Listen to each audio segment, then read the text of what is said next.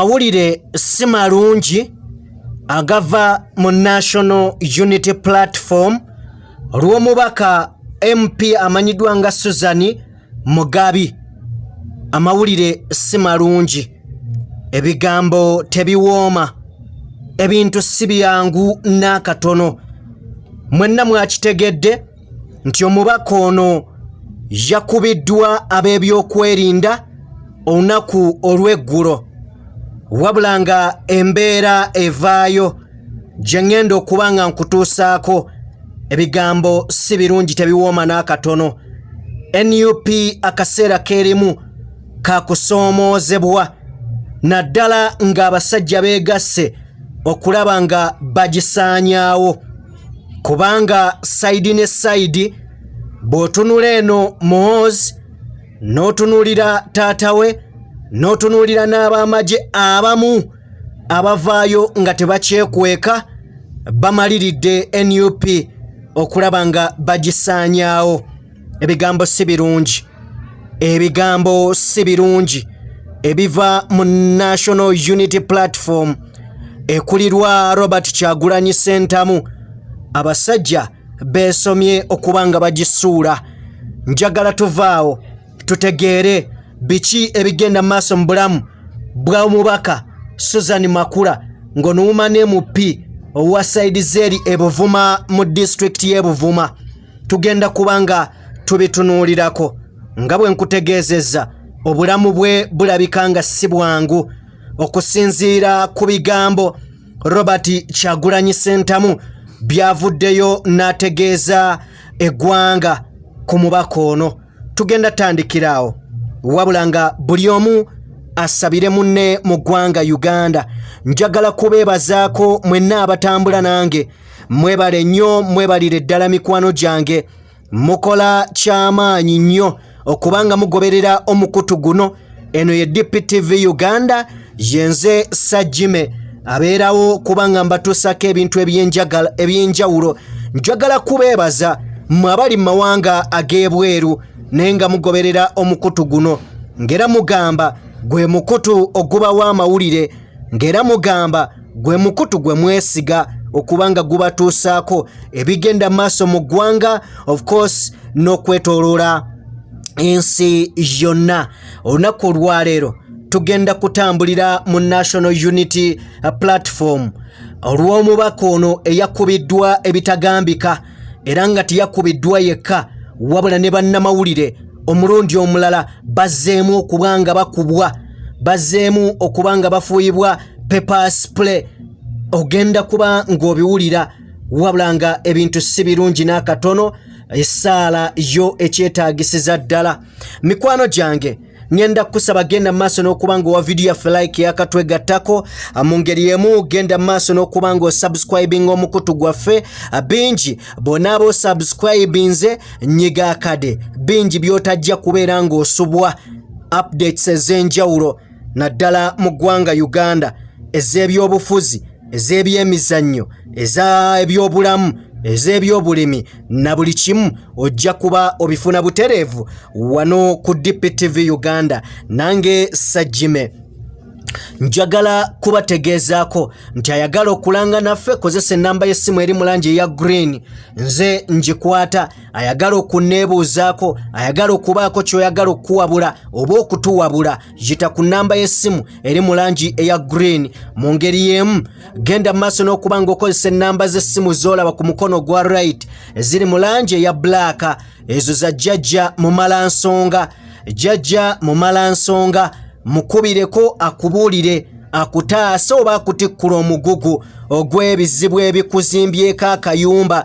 Tokaluubirirwa bulamu bwansi nga jjajja mu malansonga gy'ali asangibwa Ntwetwe. Kozesa ennamba z'essimu ezo. Njagala tugende mu mboozi eno. Mboozi si nnungi okusinziira ku mawulire agava mu ddwaliro n'ebigambo Robert Kyagulanyi Ssentamu nga ye mukulembeze wa National Unity Platform mu kiseera kino ng'ali mu ggwanga lya America, gye yagenze okuba nga sinkana bakulembeze banne ku nsonga z'engendo okuleetera mu story gye tuddako okuba nga tukola. Wabula okusinziira ku byabaddewo. Omubaka ono wa Buvuma District era nga mukyala akiikirira abantu b'e Buvuma mu paalamenti y'eggwanga Uganda era nga ali ku kaadi oba tikiti ya NUP National Unity Platform. Omukyala ono yabadde aliko mu lukiiko lw'abakyala oba lw'oyinza okugamba nti nno yabaddeko wali Women's Day munnange nga bagezaako kulaba nga boogerezeganyamu ng'abakyala mu lunaku lwabwe. Okusinziira ku Robert Kyagulanyi Ssentamu yatutegeezezza nti nno amawulire gano yagafunye ali mu ggwanga lya America wabula agenza okugafuna nga omukyala ono yagezezzaako kubanga amukubira akasimu boogerezeganyemu amubuuza ali atya. Ekyennaku omukyala ono bamutegeezezza nti ali in critical condition. Mukwano gwange omuntu bw'aba mu critical condition kitegeeza abeera mu mbeera mbi etasobola kulisivinga simu n'obutavaamu yadde ekigambo weekiti. Naye nga babadde wali ku Women's Day celebration era Robert Kyagulanyi atugamba nti shamelessly abasirikale ababagalidde emmundu nga bali mu yunifoomu z'eggwanga bagenze maaso n'okubanga bakubaakuba awamu n'okgenda maaso okugajambula abakulembeze abalala mu ngeri y'obba violentinga obubi ennyo kamala era bagenze maaso n'okubanga bakuba bajournalist bazzeemu okubanga bakubwa mu ngeri emu ne bakwatibwa ne bateekebwa ku mpingo ne basuulibwa ku kabangali era abamu ku be bakutte bagenze maaso n'okubanga babajjako cameras zaabwe ne badiriitinga footage oba ebifaananyi oba obutambi bwe babadde bakutte kubanga buno bwabadde bujjayo bulungi nnyo obukyamu bw'aba ebyokwerinda bano abasajja abasirikale ababadde abakaawo kkira omususa bakutte kamera z'abannamawulire ne bagenda maaso n'okubanga badiriitinga all the footages ne bamujjamu okukakasa nti ab'amawulire tebagenda na bujulizi wabula bino byonna bikolebwa nga bannamawulire bafuuyiddwa pepper spray nga bakubiddwa era abamu bateereddwa ku mpingo. Ebigambo tebyabadde birungi. Abakulembeze okuva mu National Unity Platform bangi baagajambuddwa era nga bangi baalemeseddwa n'olukuŋŋaana luno lwalemeseddwa okubanga lubeerawo. Enkuŋŋaana ezifaananako bwe ziti angoberera nzize nzikuwa nti NUP buli weeteeka olukuŋŋaana lulinnyibwamu eggere ab'ebyokwerinda. Gye buvuddeko baagajambudde muganda wa Kyagulanyi amanyiddwa nga Chairman Nyanzi ng'ono yakulira kunga mu kibiina kya NUP kakati ebigambo naye nga tukimanyi bulungi nti General Muhoozi ali mu kutambula okwetooloola eggwanga buli lunaku buli lukya ayita mu kibuga teri yali akutte ku baboodabooda abo abakulumulukuka n'abantu. Why NUP egenda maaso n'okubanga esasulira kino? Kakati nno bino biddamu ebibuuzo bingi eri bannayuganda ababadde batannaba kubanga mutegeera nti ekigendererwa kubanga bayuzaayuza, ekigendererwa kubanga bamalawo. Omusajja omu yaŋŋamba nti abakulu bano balina ekigendererwa ky'okufuga emyaka 50 wabula era nakolera story gye buvuddeko nenkugamba nti General Museveni yagamba singa banaaba bavuddemu enkola ey'obutakolera abantu bajja kulemesebwa okuweza emyaka gye baagala era n'ategeeza singa tunaatereeza abantu ne tuba nga tetuba poor service delivery ne tuba good service delivery tugenda kulembera oba tugenda kufuga eggwanga Uganda emyaka 10 egiddako. Kakati enteekateeka zino zigenda mu maaso. Abaana b'abantu abali ku ludda oluvuganya gavumenti buli lunaku omusaayi guyiika, buli lukya abaana bafa.